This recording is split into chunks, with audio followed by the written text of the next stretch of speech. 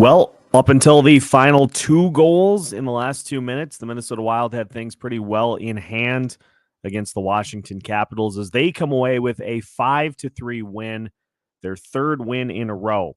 2 goals from Marcus Johansson, a goal from Eriksson Ek, Brock Faber, and Marcus Foligno. A lot to discuss in tonight's Locked On Wild postcast. We'll talk about the defense. We'll talk about the power play, and we'll talk about Brock Faber's continued ascension up the rookie leaderboard for Minnesota Wild history. All that coming up on tonight's Locked On Wild postcast. Let's fire it up.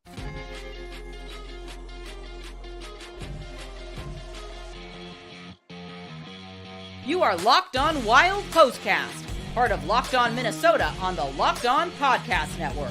Your team every day. The Minnesota Wild pick up a 5-3 win over the Washington Capitals. That is now the 3rd win in a row for the Minnesota Wild as they pick up the first of 3 absolutely got to have them games this week before the All-Star break.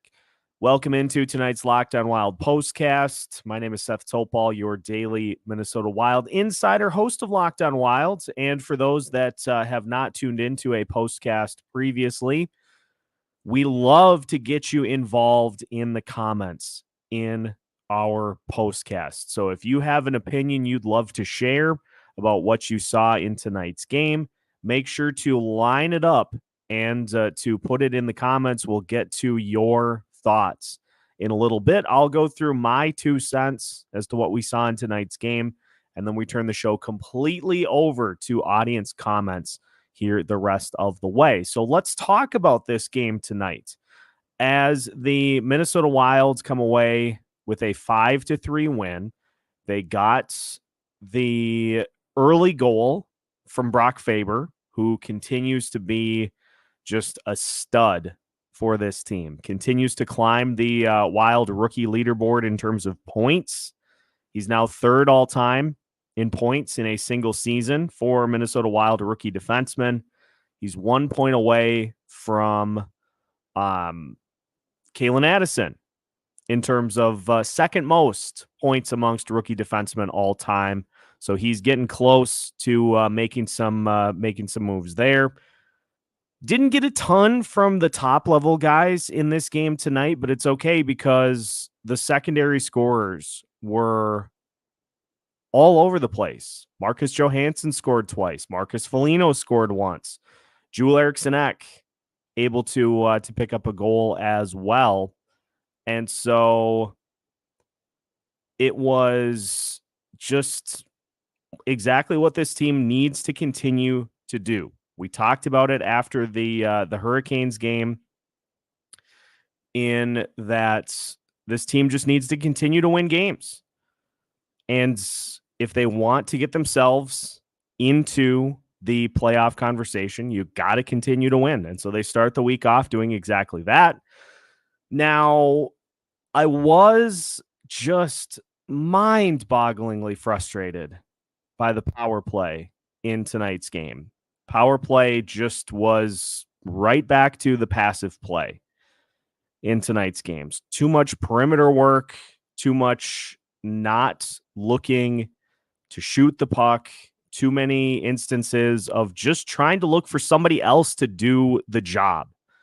And that is not a recipe for a successful power play. Now, I understand that at some times you have to try to kind of work the puck around to create better opportunities. But I will stand firm on my overall thoughts of a power play in that you can't score if you don't shoot. And for the most part tonight, the Wild power play looked real bad. So you can't shoot, you can't score goals if you don't shoot on special teams. And I did like that there were some shots that were right at the net trying to take advantage of Darcy Kemper, who had just an adventure of a game in net for the Capitals in this one. But they didn't attack nearly enough on the power play. Now, that's fine and dandy if you're going to score a bunch of even strength goals, which is something that this Wild team has not done for quite a while. So They get the scoring, and honestly, until the last 2 minutes, this game was really, really pretty solidly in hands until that just weird stretch in the final 2 minutes where the Wilds kind of got caught again with their foot off the gas, and Washington was like, no, we're not going to call the dogs off. So it was more interesting for me to see a team in which Alex Ovechkin, and I know he's not nearly what he has been in the past. It was just interesting to see him kind of at this point in his career just really not be a factor. And Washington's got some good options, but they just were not able to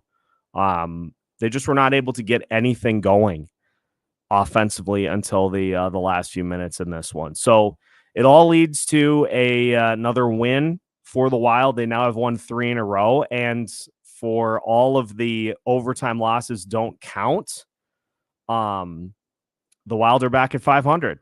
We know better, though. The Wild are still 21-26, and so they still have work to get to that true 500 mark, but the Wilds do continue to try to dig their way out of that early season hole.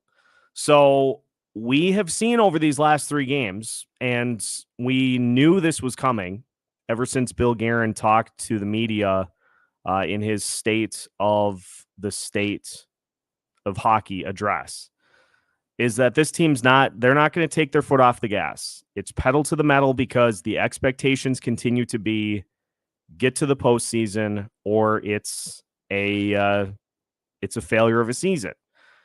And so, I mean, you could have seen this coming a mile away, that this team is going to go on some sort of a run to take themselves out of the top 10 for drafting, which is annoying from my perspective because we hyped it up quite a bit. That it's time. Like it's time to just take a step back.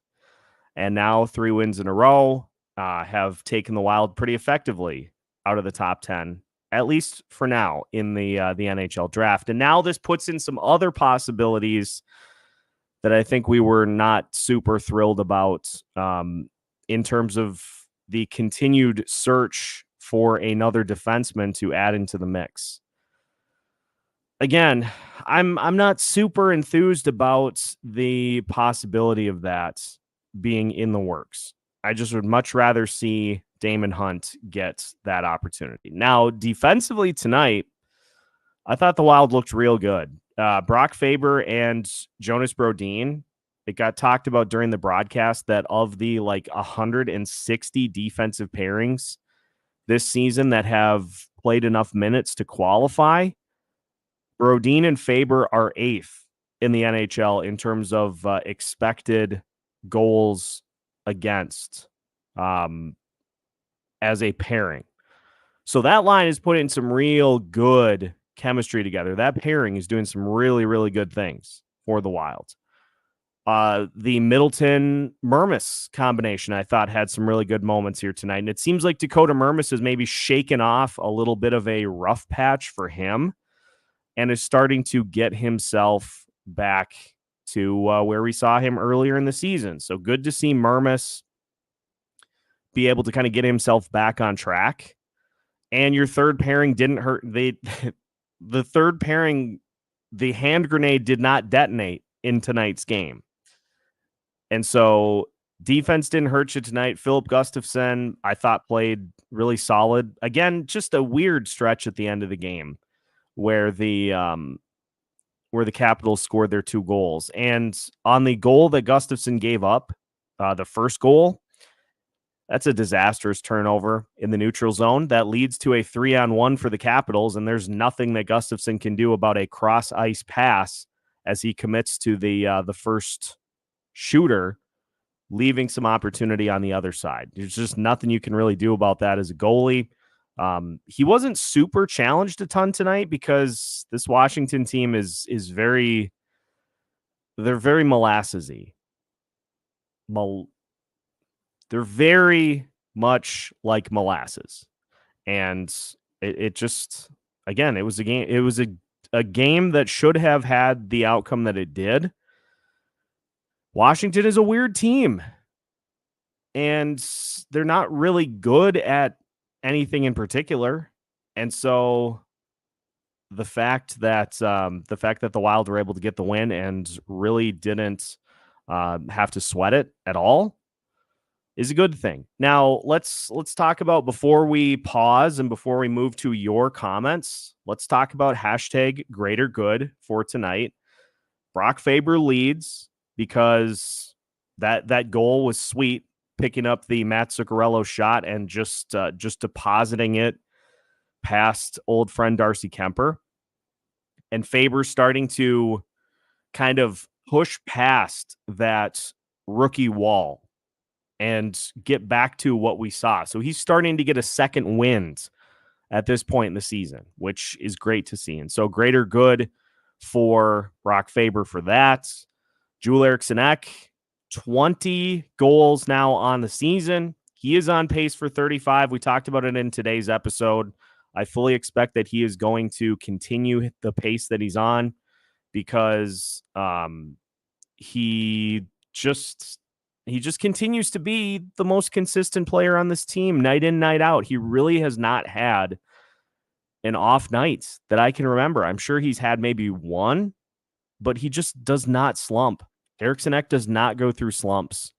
The only thing that really does is maybe his shooting now and again, but again, he gets to the net a ton, and that allows for opportunities that are way easier to score.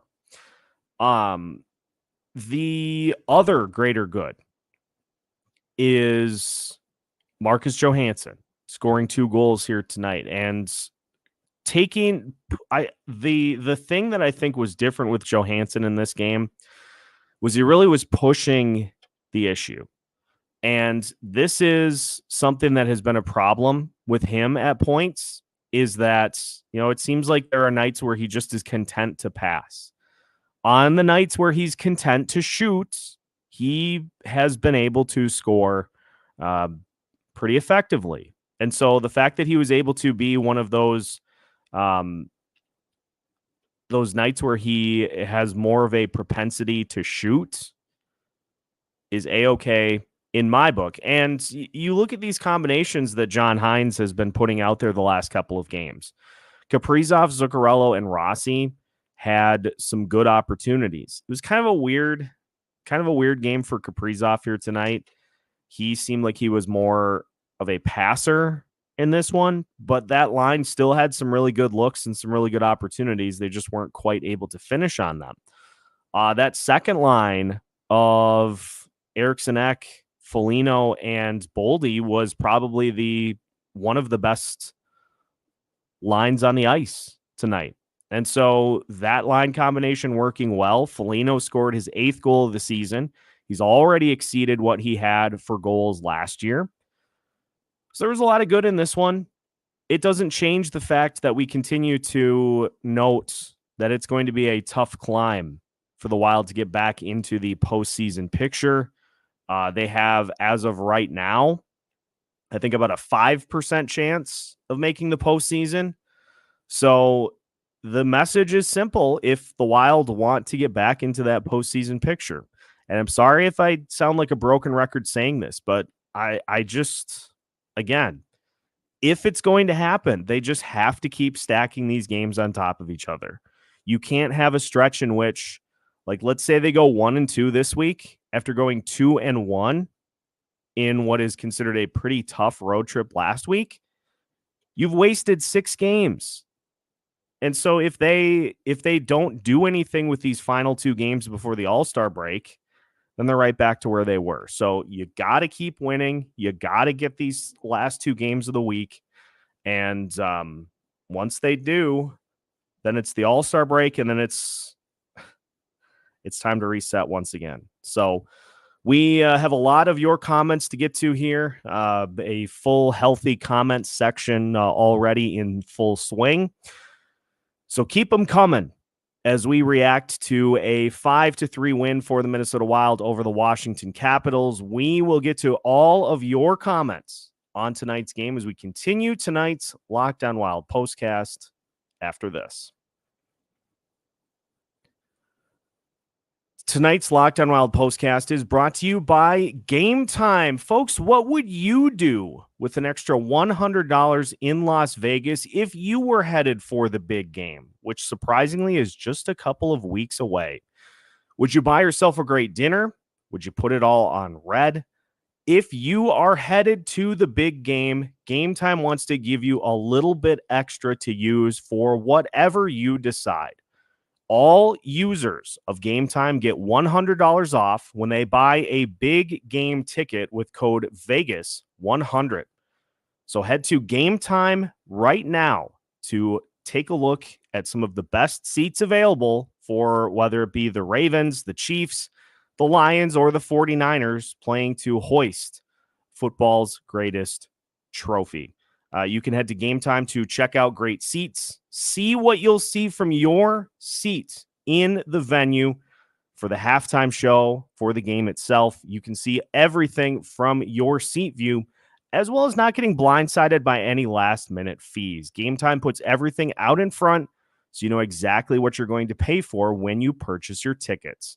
Take the guesswork out of buying tickets with Game Time. Right now, all Game Time users get $100 off a big game ticket with code VEGAS100.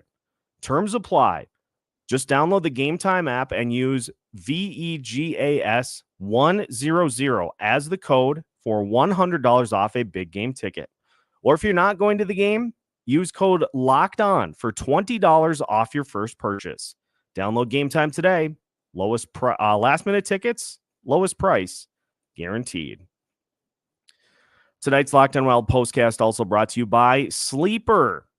The midway point of the NHL season is come and gone, but you can still win big by playing daily fantasy hockey on Sleeper, the official daily fantasy app of the Locked On NHL Network. Sleeper is our number one choice for daily fantasy sports, and especially daily fantasy hockey, because with Sleeper, you can win 100 times your cash in daily fantasy hockey contests. All you have to do is pick whether wild players like Kirill Kaprizov, Eriksson Ek, Matt Boldy, or Marco Rossi will record more or less than their Sleeper projections for things like goals, assists, saves, plus minus, and more in a given game. If you picked Eriksson Ek for tonight's game, you obviously got the goal, but you got more than what is expected from him. Just a standard game for Eriksson Ek, exceeding what is expected of him. So if you picked Eriksson Ek, you probably went home happy. You can put a full lineup together in under 60 seconds. So use promo code LOCKEDONNHL, and you'll get up to a $100 match on your first deposit. Terms and conditions apply. That's code LOCKEDONNHL. See Sleeper's terms of use for details and locational availability. All right, we're back. Welcome into tonight's Locked On Wild postcast as the Minnesota Wild pick up a 5-3 win over the Washington Capitals. And we have a full comment section. The gang is all here. So let's get to your comments for tonight's game. We'll start with Amanda. Like Team Greater Good, but this team that has been playing the last couple of games has been really fun. And, you know, this is why we're not completely dismissing the possibility of this team going on a run. Denny has talked about it quite a bit in the comments here over the last few episodes. It's a team that, if they continue to play like this, is capable of it. But they just have to continue to do it. That's the thing that I think gets tricky for this team, is that they just continue to have to. They're going to have to go on a 16 out of 20 type run, just like Denny mentioned. I think it was in Sunday's postcast. They're going to have to go on like a 16 wins in 20 games run to just get themselves above water. And then at that point, you have wiggle room to be able to afford to have a losing 2 out of 3 stretch or losing 3 out of 5. If you lose 3 out of 5 right now, you just continue to sink further and further below the teams that you're chasing. And so for the Wild to get themselves into a situation like where the Edmonton Oilers are at, because guess what? Pretty sure the Edmonton Oilers won again. And that now is I think 14 in a row for the Oilers, which is just insane. Yeah, they did win again. And so now they are just 7 points behind the Vegas Golden Knights. And here's the other thing. Edmonton has 5 games in hand on Vegas.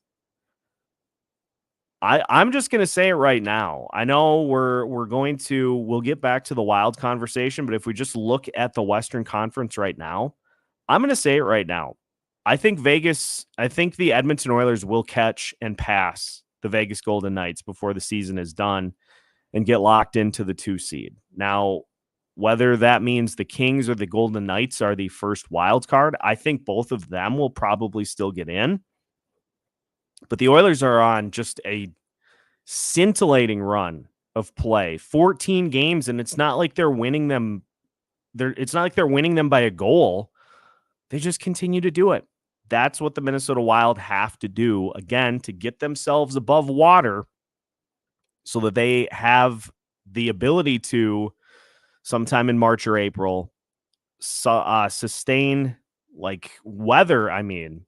losing streak without it plunging them back underneath and wasting all the effort that it took to get back to that spot. So it's not impossible. It's just very tricky for this team to do this, because we've seen them go on these types of stretches before, and then they have just an absolute clunker that puts them right back to where they were. So hopefully that doesn't happen on Thursday, but it certainly is a possibility. You got to win these final 2 games before the break, go in on a high, and then come out swinging once the All-Star break is finished and you take on Chicago on February 7th. Drake joining us tonight. JoJo shot the puck. It's amazing what happens when guys simply shoot the puck. And Johansson able to score his 7th and 8th goals of the season. Anybody else notice this during the second period? So obviously Joe Mauer got elected into the Major League Baseball Hall of Fame today. I watched literally every game of his career, it seems like. And so it's crazy to me that he is already to the point that he's been out long enough to qualify for the Hall of Fame and to get in on the first ballot. But he wore number 7. Brock Faber scored tonight. He wears number 7. Marcus Johansson scored his 7th goal in the second period. Zach Bogosian assisted on that goal, and his assist on that goal was his 7th of the season. Sports are amazing sometimes, the parallels that they can draw through various things. And somebody on Twitter pointed out to me that at the time that I pointed all of this out, the Wild had blocked 7 shots. Like, what is just weird sports parallels? But yes, it was great to see Johansson really push the issue here in this one tonight and help out, because again, you didn't get a ton from your top level guys, from Kaprizov and Boldy. And I didn't think Boldy played poorly or anything tonight. Obviously just wasn't able to score. He had 2 shots in 15 minutes, 54 seconds. So you'd like to see that number a little higher. But then Kaprizov did not have a shot in 18 minutes and 36 seconds. But then Johansson had 2 goals. Foligno scored. Eriksson Ek scored. And Faber scored. So you didn't need those guys to do the heavy lifting. That's another component that this team's going to need down the stretch, is getting that secondary scoring to take the pressure off of some of those top level guys. So Johansson was the hero tonight. We'll see who's the hero on Thursday's game against the Predators. Dougie joining us. I don't know what has helped our D line the most, Brodin back or Merrill sitting in the press box. This is a perfect example of both of these statements being true. John Merrill out has helped considerably, because he just, and again, I don't like to disparage people or rip players. Like, I know we have turned it into kind of a bit here at Locked On Wild, is really going after those two especially. But it just, the lack of awareness most of the time that he's out there. And the inability to win a puck battle, the inability to get to pucks in the corner, it really is the Office Space line. What would you say you do here? And so the fact that he came out of the lineup in favor of Jonas Brodin is as big of an upgrade as you can make. And I've talked about this on previous shows. I think the defenseman that stirs the drink for this Minnesota Wild team is very clearly Jonas Brodin, because you don't have a clone of Jonas Brodin as you do have Brock Faber in the case of Jared Spurgeon. So with Spurgeon out of the lineup, Brock Faber can do everything that Jonas Brodin or that Jared Spurgeon has been typically asked to do. He can run the top power play. He can run the top penalty kill pairing. He can be the go-to defenseman for this team, all as a rookie. And so you're not missing Jared Spurgeon in particular because of how good Brock Faber has been. He's literally a clone of Jared Spurgeon. And so the Wild haven't been missing Jared Spurgeon since he went out because they have Brock Faber. The Wild have missed in the games in which he was out. They have missed Jonas Brodin because they don't have anybody who can fill that profile yet. Faber can fill Spurgeon's, but then if you have Faber doing that, you don't have anybody else yet who is able to step in and fill that Brodin role and be that guy who goes after the top players on the opposing team. Let's not forget, it's Jonas Brodin who's the one that locks down Connor McDavid quite often. That's Jonas Brodin's responsibilities. And so those are the things that the Wild just cannot replace in the lineup as of right now, which is why this defense turned a corner when Brodin went back into the lineup. So that's, I think, a reason as to why this defense has looked much better is because Jonas Brodin is the irreplaceable one. I will take that statement with me to my grave. Jonas Brodin is the irreplaceable defenseman on this Minnesota Wild decor. So the fact that he's back and is healthy and is lighting it up is no coincidence as to why this team has looked better defensively.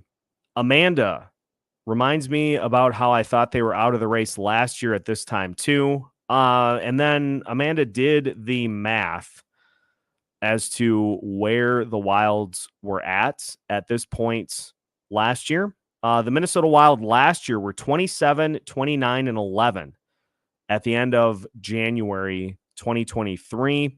The Wild are currently now, with tonight's win, 21, 21, and 5.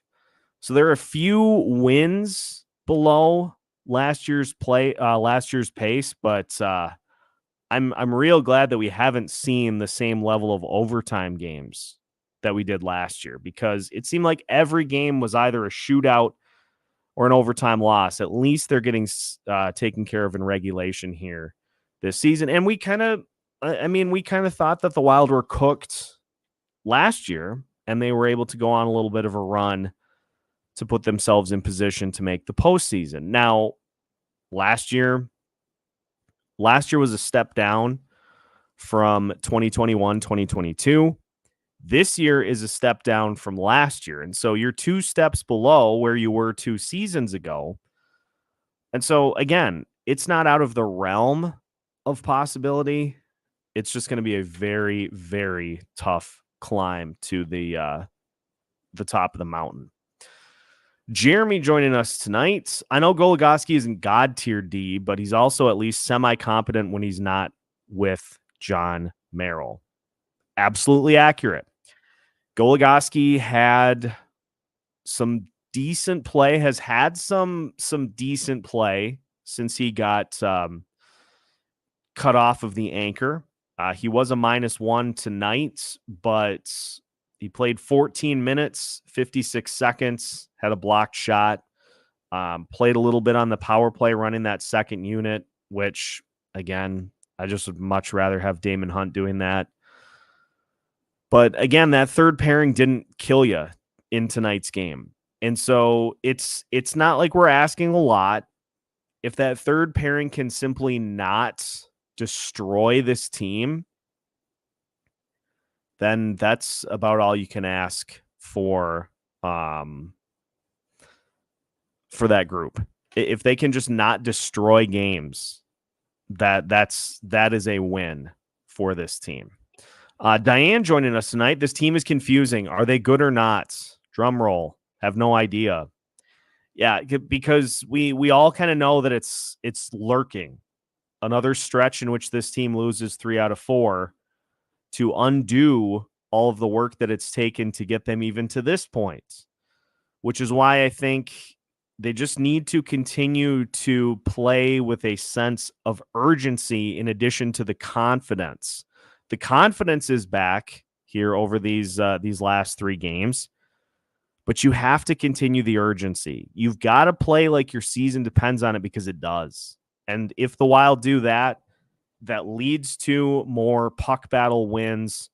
If not, then that's when you see them fall behind, and that's when you see them try to play catch up. And that's when you see them lose games. Jason joining us tonight. Just when I think we're done, the Wild pull me back in, and I start thinking we are a playoff team. Just when I thought I was out, they pull me back in. I'm trying to straddle the fence, and it's difficult for me because, again, I would much rather see this team be enjoyable to watch. It's those stretches early on in the season were just miserable for trying to pick out little things and trying to come away with just positives from some of those just hideous losses. And I know, like, deep in the back of my head, we all know that it's not going to be a season in which the Wild hoist the Stanley Cup unless something goes incredibly wrong for about 25 other teams. But it just is so much nicer to see wins happen than it is to see just hideous losses. And so the fact that the team is playing better at least helps me out. But again, like knowing in the back of your head that deep down, you know that you'll maybe win a couple of games in round 1, but you're probably headed for a similar result to what we've seen. It gets frustrating. And so that's where we came up with Team Greater Good, to just try to highlight the positives as this season marches along. And that'll be something that we continue to do here as the season continues. Ron joining us tonight. Congratulations to the 2024 Stanley Cup champions. We did it. We made it. Yeah, as I was just saying, I don't think anybody thinks that this season's going to end with a cup, but as it could end with some hardware, as we'll talk about here in a second. Jeremy, once again, I've been mulling this over. Is Mermis waiver eligible, or have they just not sent him down due to needing a defenseman that actually exists and isn't John Merrill? I think Mermis is waiver eligible if they wanted to go that route, but I think the Wild have been pleasantly surprised with what they've seen from Mermis, to the point that, yeah, he may come out for a game or two, but it really came down to that final union of Merrill and Goligoski being just liquid, molten awful, to where the Wild, I think, took a hard look in the mirror and said, okay, we can't play those guys together ever again. And now with Spurgeon out, I think Mermis has certainly earned the opportunity to continue to play with the top 6. And so I think at this point, the Wild they're just comfortable with him being part of the mix, as opposed to sending him back down to Iowa. I think of the two, they probably felt, of him and Damon Hunt, they probably felt like Mermis was the one that they were more comfortable with at this point, as opposed to, having to put Mermis out there. You never know. Some team might claim him if you put him on waivers. And so I think the Wild just wanted to keep him around or reward him for some strong play and just continue to have him be part of the mix. Zach joining us tonight. What's up, Zach? Faber, Calder. Well, he's not wrong because Brock Faber now is second in the NHL in rookie points. As I pull up the list here, he only trails the leader and Calder anointed favorite at this point, Connor Bedard, although with the continued injury status of Mr. Bedard, his hold on the scoring numbers is rapidly declining.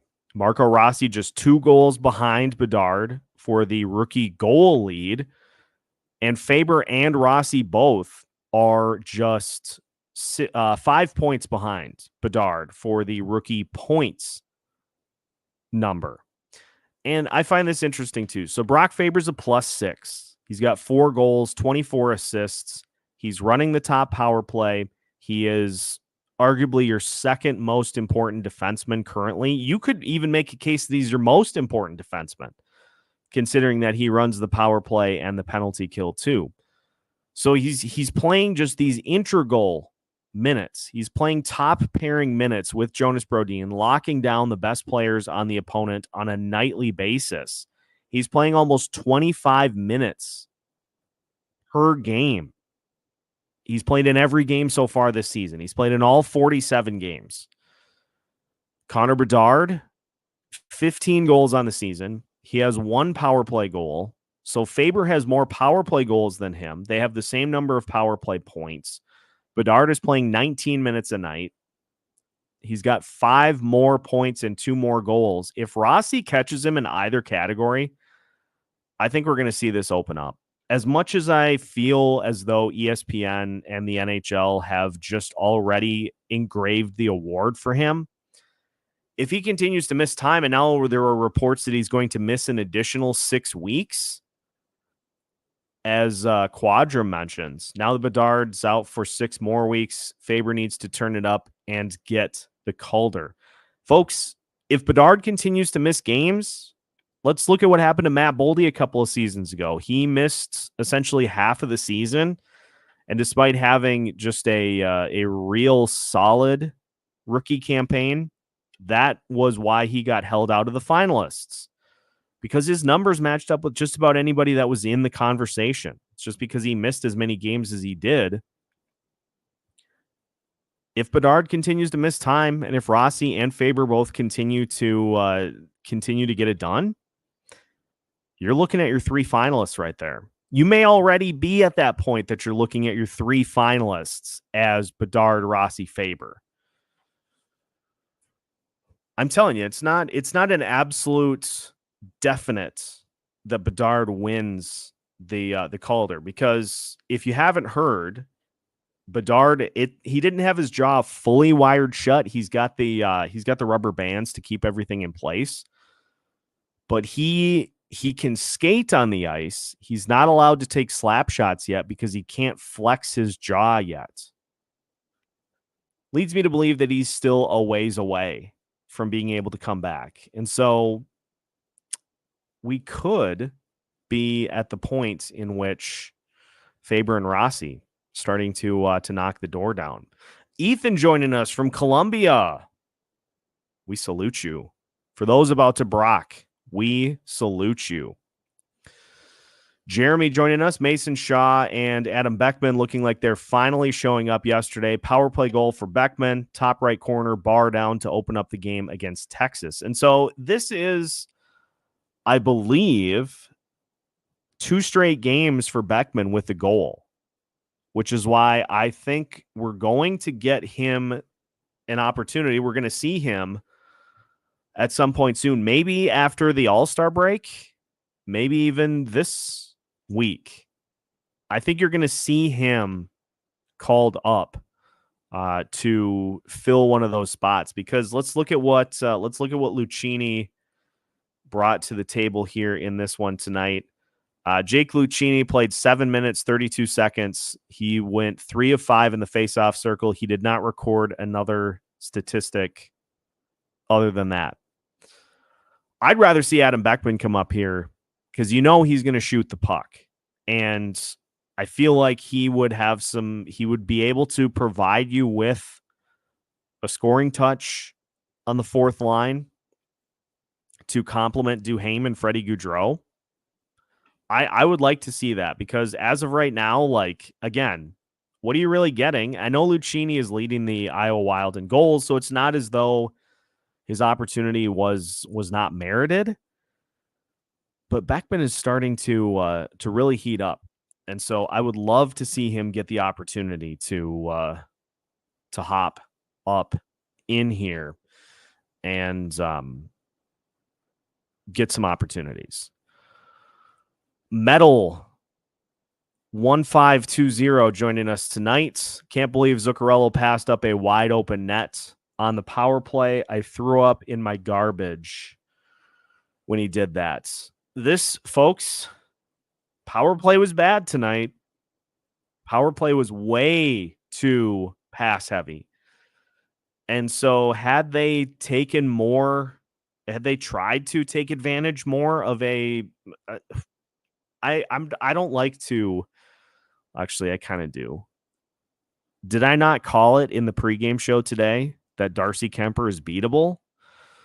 And it just feels like they never really tested him on the power play. They got a couple of opportunities in each of their power plays, but they really just didn't get any legitimate looks to where you could have turned this into a 6 or a 7-1 game at that point if you simply capitalize on one of those power play opportunities. Just stop passing. Lou Nanne is right all the time when he says you just have to shoot the puck. So just please, I'm begging you at this point, just shoot the puck and react to rebounds. You're probably not going to get as good of an opportunity as you think you are by passing it around the perimeter just endlessly. Whereas if you would just simply shoot the puck on net, try to go for a rebound, and if the other team clears it, just go back down and get it and bring it right back in. It's not a functional power play if you just continue to pass around the perimeter. Brian joining us tonight. Just watched the Blues score with 48 seconds against Calgary. Thankful it wasn't a 3-point game. 4-3 final. Scoreboard watching. Once again, yeah, this is life as a Minnesota Wild fan right now, is now taking a look at the scoreboard. St. Louis Blues pick up the win. Hideous. But the Wild are now in a mathematical dead-even tie with the Calgary Flames, who have lost 3 in a row, and the Minnesota Wild have won 3 in a row. So congratulations. You are inching closer to passing one of the 5 teams that you have to leapfrog to get into the postseason picture. Jay Sullivan joining us. Love seeing Faber and Rossi just continuing to make themselves Calder favorites. Thanks again for the episode. I love getting an opportunity to see those guys get the opportunities to continue to further what has been great seasons for them. I just would love to see them continue to further what has been great rookie seasons for both of those two. Will joining us tonight. Did I miss something? Is Merrill hurt? He hasn't been playing to help the greater good.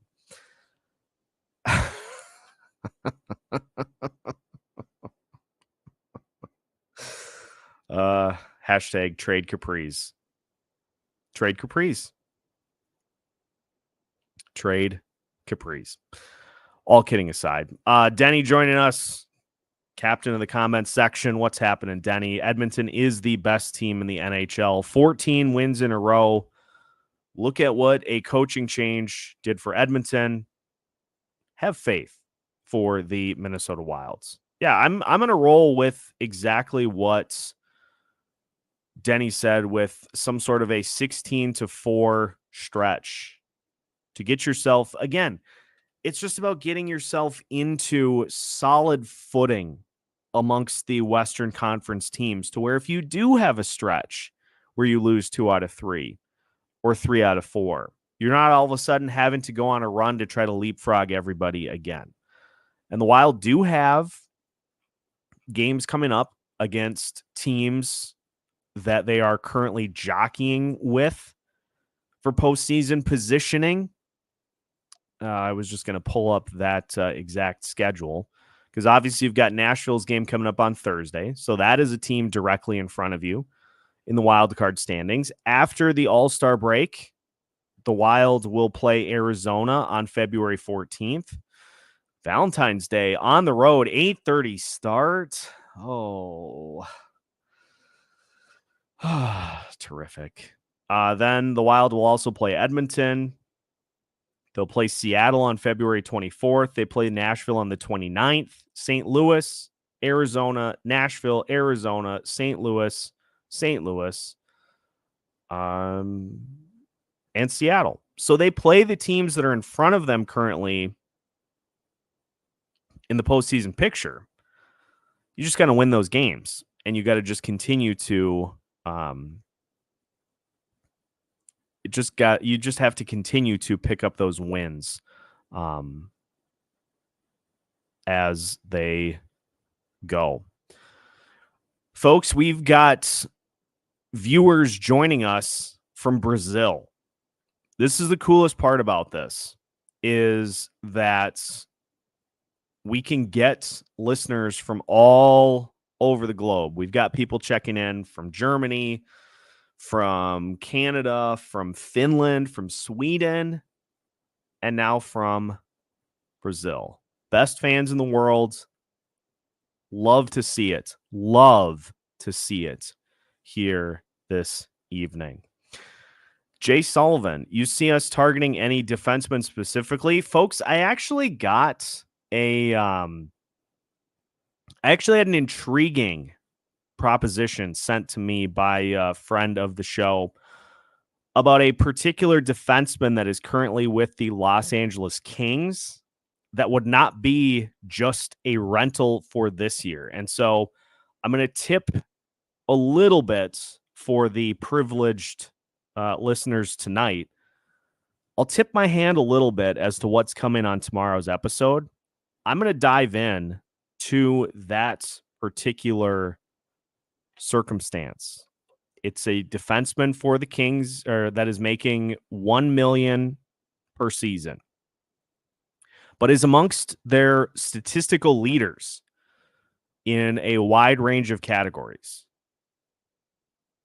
In that instance, I would think that would be something worth looking into, because let's look at what is going to happen next season.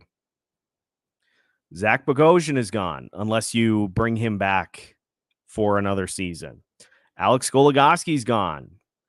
I don't see any way at this stage, unless John Merrill just understands what he is at this point. I don't see John Merrill coming back next year. He's not going to want to come back and just sit on the bench. And so you've got 3 spots that are going to need to be filled in this 7-man D rotation. Now, the hope is that Damon Hunt would be one of those guys. Dakota Mermis is an impending free agent. I would imagine the Wild will try to bring him back for some organizational depth. And let's be honest here too. Just because they say that Jared Spurgeon is going to be ready for training camp, I'm not super confident into hip and back surgeries, into him being readily available once the season starts. So you're going to need some insurance and somebody that can step in and play.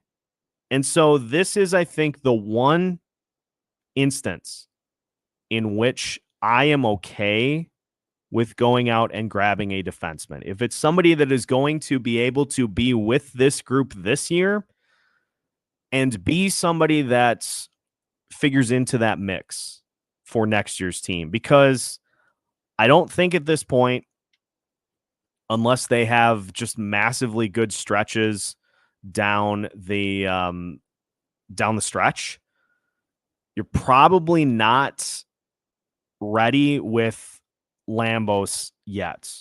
He probably needs another season because he's been pretty inconsistent in Iowa.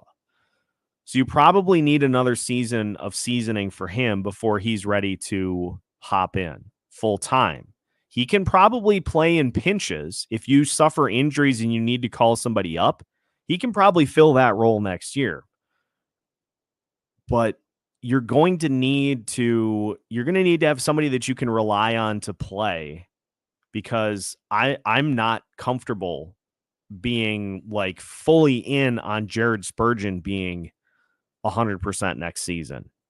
That the hip surgery that he's having and the back surgery that he's having, it's going to be a tricky uphill road for him to be able to get back. So I'll talk more about that in tomorrow's episode. I'll lay out some reasonings as to why, but that's a situation in which I'm probably okay with this team trying to acquire a defenseman, is if it's somebody that is not strictly, and I know Guerin basically flat out said they're looking for impending UFAs to add to this mix. I'm not super keen on that, but if they can get somebody that can be part of the mix next year and can actually play a little bit, that I would be okay with. So that's your tease. That's your tease for the morning. So stay tuned. Did Fleury get injured in Florida? Yes, actually, Jeremy, he did. It was very early in the game. Will Lockwood ran into Fleury behind the net, and he kind of caught him up high. Fleury went down for quite a bit. He was down for like 20 seconds or so. And so he stayed in the game initially, but then about midway through the second period, he went over to the bench and he said, I can't do it. So it seems at this point as though he's going through like concussion protocol. I think they're leaning more towards a concussion than anything else, because he took a shot up high. So that's why he has not been in since, and that's why Jesper is with the Wild at this point. They're just trying to make sure they have a backup goalie until they can make sure that Fleury is 100% cleared to return to game action. So that's what's going on there. And yeah, let's just see what else is going on in the comment section here. I'm just trying to catch up with where I'm at. Looking at other Calder hopefuls, Luke Hughes is currently 3 points behind Rossi and Faber with 25. He's got 8 goals, but has 25 total points, and he's also a -7 on the season. So he's distantly behind those two. Adam Fantilli also 25 points, but he's trailing Rossi in goals and points, and trailing Faber in points too. So those guys are probably distantly behind. And so we will see.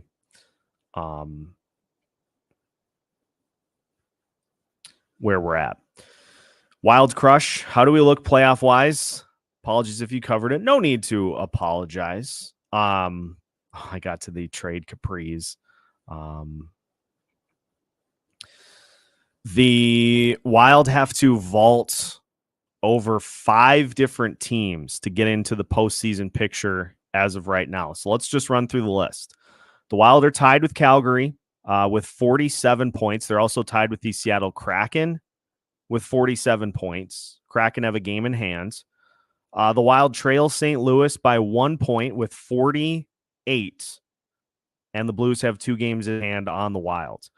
The Coyotes have 49 points. They have 2 games in hand on the Wild.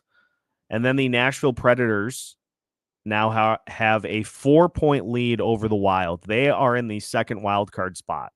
So Arizona, St. Louis, Seattle, Calgary, Minnesota, all trailing the Nashville Predators for that final wild card spot.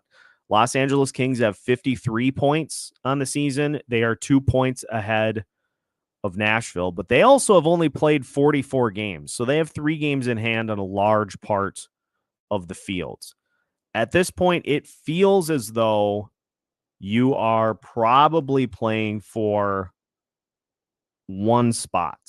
It feels like one spot is up for grabs at this point. So you gotta vault all of those teams,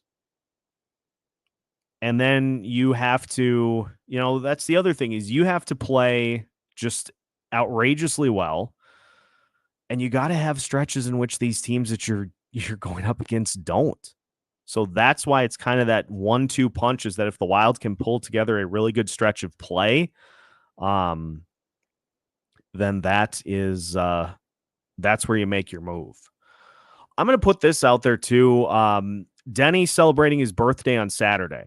So if anybody in the Locked On Wild listening audience would like to stop by and say hello, around 5:00, I will be making an appearance to say hello and to meet the captain of the Locked On Wild comment section. And so if anybody wants to stop by, just hit up Tom Reed's around 5:00. We'll all say hello and get to put some faces to some of these commenters that make this Locked On Wild comment section as elite as it is. I'm not bluffing at all when I say that this is one of the more rapidly expanding comment sections in the entirety of the Locked On NHL channel. And it's all because of everybody that tunes in to these postcasts, everybody that comments on daily videos. It's all because of viewers like you. That's why the show is as successful as it continues to be. That's why it is up for a podcast award in the Sports Podcast Awards. It's one thing to have a host that can do a good job, but a show is nothing without its audience. So if anybody wants to stop by and say hello, Tom Reed's on Saturday at around 5:00. Come out and say hello. We'll put some faces to some of the wonderful commenters here. Los Angeles Kings, I do not think will be sellers at this point. And so we'll have to see. They're in the midst of a bit of a mess themselves. 2-4-4 in their last 10 games. Just some abysmal hockey for the Los Angeles Kings. And Pierre-Luc Dubois not doing too great. So the Kings are going to need to try to get themselves on track, or they could find themselves even further out of the playoff push. Denny, I will be asking Alex about Saturday, obviously with his dog dying over the weekend. Just wanted to give him time to properly deal with that.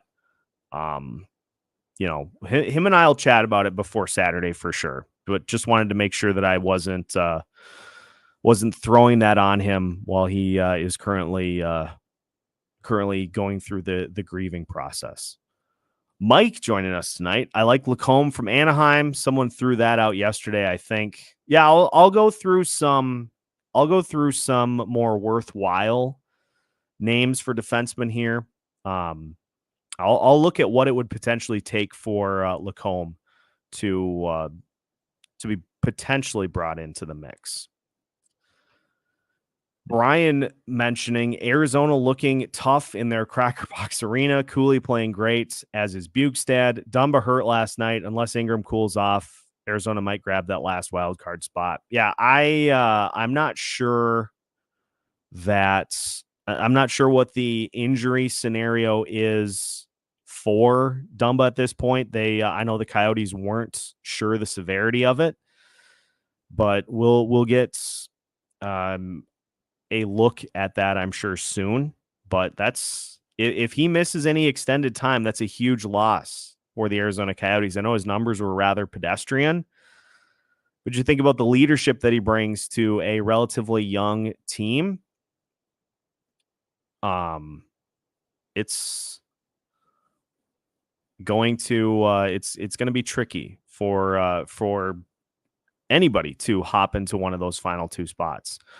Heat Grim joining us. I'm a Stars fan, Seth, but your content is class, fun to listen to. Heat, we welcome you in to the Locked On Wild comment section.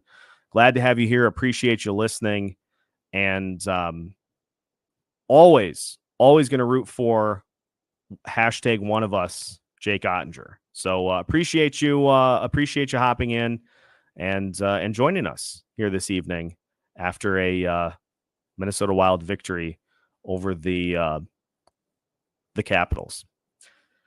Billy is talking to several teams trying to make a deal. This comes from the Wild office, of which I have a friend. Denny has got a source. So I was kind of in it on the defenseman thing, but folks, I will go through and take a look at some possibilities.